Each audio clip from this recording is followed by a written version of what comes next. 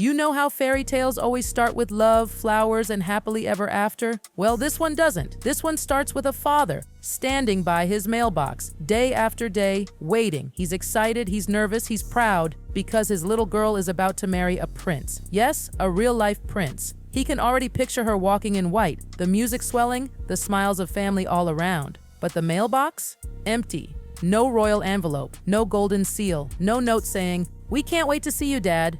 Nothing. Instead, there's just this one odd sentence over the phone, something like, "Maybe the invitation got lost in the mail." Lost in the mail? A royal wedding invitation, please? That one line, that little excuse, it was like pulling at the first loose thread of a dress that seemed perfect from far away. Tug at it, and suddenly the whole outfit starts to fall apart. Because Thomas Markle, the father in this story, swears that behind the glittering fairy tale, there was no sweet royal love story. No, no, no. He insists it was all a careful plan. A plan that pushed him out, made him the villain, and polished up a different version of the story Meghan wanted the world to see. And here's the kicker. He doesn't believe they simply forgot him. He says Meghan and her mother, Doria Ragland, removed him on purpose. Now that's the tea no one expected. So what are we left with? A tale of a missing invitation, a scandal that Thomas swears was staged, and a wedding watched by millions, built, if you believe him, on secrets never meant to surface. Meghan before the palace. Long before the palace gates opened, Meghan Markle had already lived more lives than most actresses dream of. Thomas says his daughter learned the art of rewriting early. And not just her hair, not just her wardrobe, her whole identity. At school, teachers never once met her mom, Doria, not once. So when Doria finally showed up at Meghan's high school graduation, people were shocked. Some even whispered, "Wait, Meghan's mom is black?" Because all those years, Meghan had let people assume she was Italian. She leaned into the olive skin. She dropped hints about Malta. Race? Never mentioned. But fast forward, under royal spotlights, suddenly, Meghan wasn't the ambiguous girl anymore. She was the groundbreaking Duchess of Color, the first mixed-race woman to marry into the British monarchy. Thomas looks at that transformation and shakes his head. To him,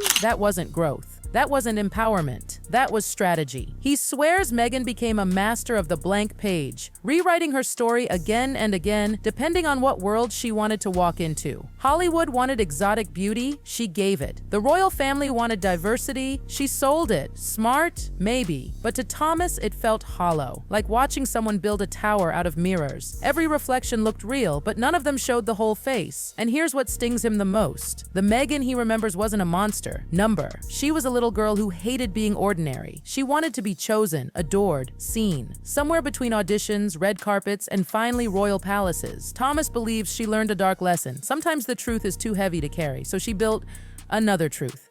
A double life. Enter Doria Ragland. If you ask Thomas which name makes alarm bells ring, he doesn't hesitate.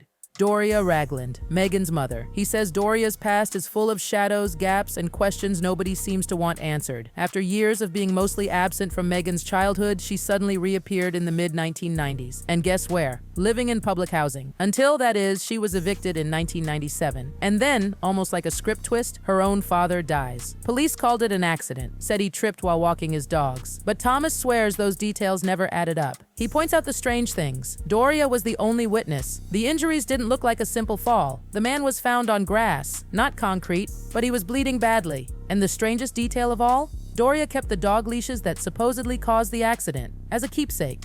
To Thomas, that wasn't grief. That was chilling. Now he doesn't outright accuse, but his fear speaks louder than any accusation. He's even said, "I know they want me dead." And let's be honest, that's not something you just toss around lightly. That's a line you hear from a man who's been looking over his shoulder for far too long. Thomas paints Doria not as this calm, spiritual, yoga-loving image the public sees, but as someone capable of very nasty things. Someone sharper, colder, who hides behind the smile. And according to him, her reappearance in Meghan's life wasn't random. It happened right when Meghan's world was about to explode into something bigger, royalty. Coincidence? He doesn't think so. The family she never had. Let's rewind to that moment when Prince Harry stood before cameras proudly saying Meghan was about to have the family she never had. Sweet, right? A prince swooping in to save the lonely girl. Except, Thomas had heard those words before. Years earlier, Meghan's first husband, Trevor Engelson, said almost the exact same thing. You'll finally have the family you never had.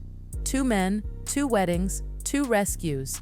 And in both cases, the same heartbreaking script. Meghan as the abandoned girl with no family. To Thomas, that wasn't a coincidence. That was a storyline, a carefully curated narrative. Because if Meghan could convince the world she had no real family, then anyone who stepped forward like him could be dismissed instantly as toxic, jealous, or estranged. And let's face it, it worked twice. Hollywood bought it, then the palace bought it, and just like that, Thomas Markle wasn't her father anymore. He was a problem, a stain to erase with one line in a glossy biography. And if you ask him, that's the part that hurts the most. Not losing his daughter to fame, but realizing her new life required him to disappear. Now picture this. Royal wedding fever is in full swing. Every magazine, every headline, every paparazzi shot, the world is hungry for Meghan Markle, the fairy tale bride. But what story does the press get? Not a glowing father ready to walk his daughter down the aisle. Oh no. They get humiliating photos of Thomas Markle caught in awkward fake paparazzi moments. You remember them. Thomas supposedly getting measured for a suit, reading about his daughter in an internet cafe, staging little moments that the tabloids ripped apart. Overnight, he went from proud father to national embarrassment. But here's the twist Thomas insists on. It wasn't an accident. He swears the same photographer who set him up still works with Meghan to this day. Let that sink in. That's why he calls it a royal wedding scam. To him, it was a trap, a carefully orchestrated ploy to paint him as unreliable, to make him look so bad that Meghan and Doria had the perfect excuse to cut him off before the big day. Think about it. A father humiliated right before the most important event of his daughter's life. A palace informed that the dad can't attend because of health issues. A mother, Doria, suddenly stepping into the spotlight as the sole parent in Meghan's corner. Doesn't that image look just too clean, too perfect for cameras? Thomas believes that's because it was choreography, a script, one loving mother, one absent, messy father, one flawless narrative. And the saddest part, it worked. The press didn't question the timeline. They didn't call hospitals. They didn't investigate how the story flipped so fast. They just swallowed what they were fed and printed it. Because who doesn't love a fairy tale with a neat ending? But behind the curtain, Thomas swears it was nothing but smoke and mirrors. Two weddings, two realities. Now here's where it gets even juicier. Long before that Windsor Castle wedding carriage, Meghan had already been a bride. Her first marriage to Trevor Engelson, the one in Jamaica with the sunshine and beaches.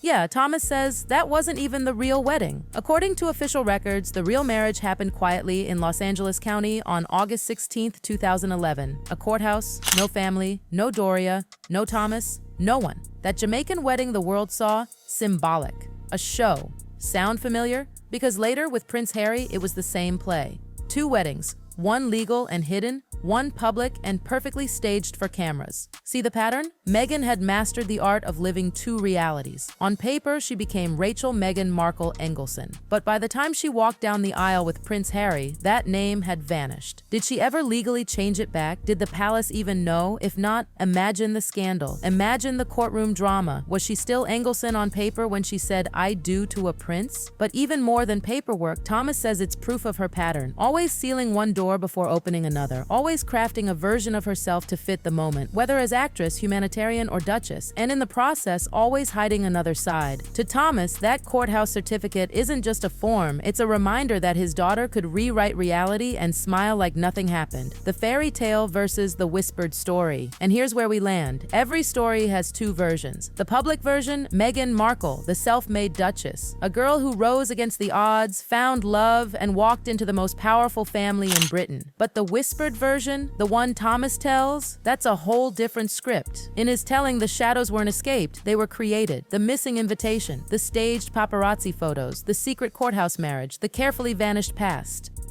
Each piece fits, he says, into what he calls the royal wedding scam, a show designed to look perfect no matter who got hurt, no matter what had to be erased. And as Thomas gets older, his fear grows louder. He won't live long enough for the whole truth to come out. He says when he's gone, more secrets will surface. One's too heavy for him to reveal while he's alive. That's his warning. Don't believe every sparkling fairy tale. Some stories are polished to hide the cracks. The world cheered a royal romance, but Thomas Markle, he calls it a production, a stage play, a carefully directed image that erased him, rewrote history, and convinced millions. The chilling question, and maybe the scariest part of all, isn't even what Thomas claims Meghan and Doria did. It's how easily the world believed the story they sold. Because once a story takes root, once people buy into the version with carriages and tiaras, truth stops mattering. Only the picture matters. And so, the father who once held Meghan's tiny hand, who once dreamed of walking her down the aisle, now sits far away, whispering the same haunting question. If they could lie about me so easily, what else did they lie about?